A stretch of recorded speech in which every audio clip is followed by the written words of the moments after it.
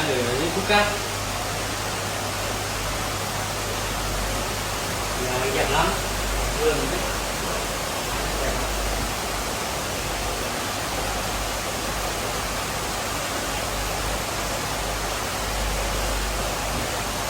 Nha.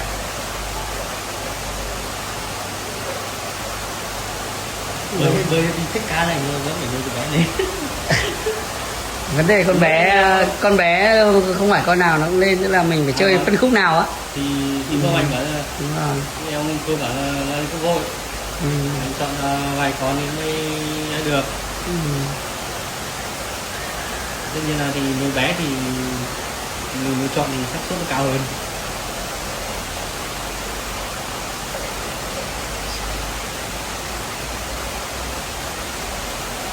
Lâu lắm mới quay đấy.